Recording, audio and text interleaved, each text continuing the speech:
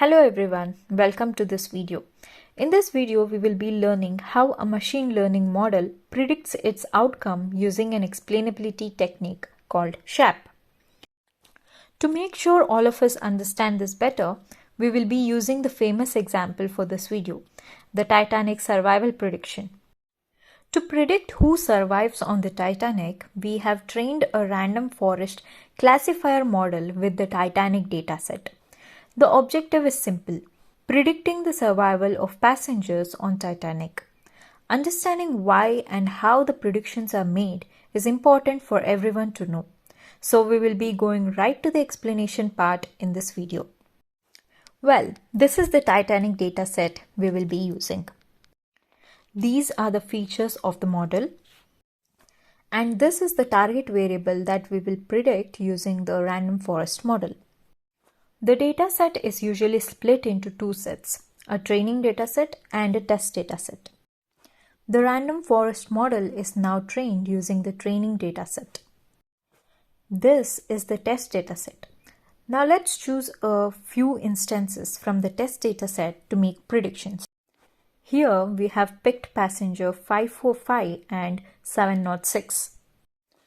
According to the prediction of the random forest model, it has been predicted 1 for passenger 545, which means this passenger has survived sinking of the Titanic. And it predicted 0 for passenger 706, so unfortunately this passenger did not survive the sinking of Titanic. But now the question arises, how did the model conclude that passenger 545 survived and 706 did not? In this video, we will use a machine learning explainability technique called SHAP, which stands for Shapely Additive Explanations, to explain the predictions. SHAP values are based on Shapely values, a concept coming from game theory. But game theory needs at least two things, a game and some players. How does this apply to machine learning explainability? How it is connected is that the examples we took from the model are the games, and the players are the features included in the model. So now we use SHAP method to explain the predictions. What SHAP does is find out how much each feature contributed to the prediction. Before seeing how each feature contributed, we must understand what a base value is.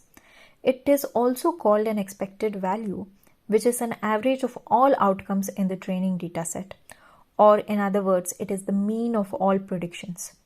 As you can see from this graph, the base value is 0.397. Now let us see how each feature contributes to the prediction made for passengers 545 and 706. Feature values in pink increase the prediction value. As you can see, it is moving towards the right side. Whereas the feature values in blue decrease the prediction value. You can see here that it is moving towards the left side.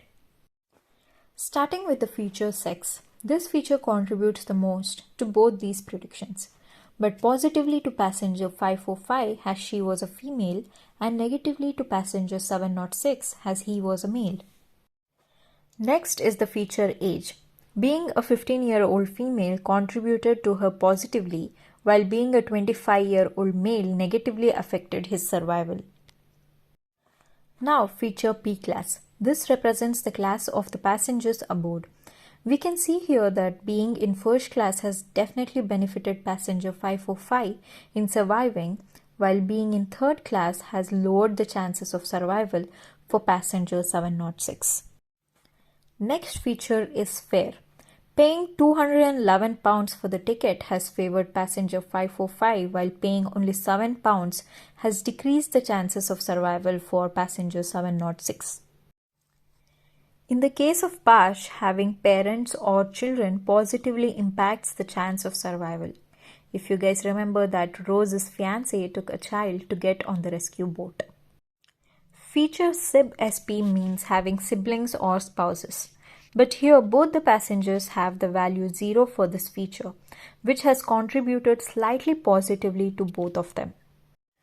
The last feature, embarked, It means that getting on board either in Cherbourg, Queenstown or Southampton. But here, as you can see, both passengers have embarked in Southampton, which has contributed slightly negatively to both of them. To sum up, adding all the SHAP values to the base value gives f of x, which is the model prediction. If the predicted value is less than the base value as shown on the right side, the passenger will not survive. The passenger will survive if the predicted value exceeds the base value as shown on the left side. This video is followed by a survey regarding this explanation. I request you to please take your time to answer them. Thank you for watching.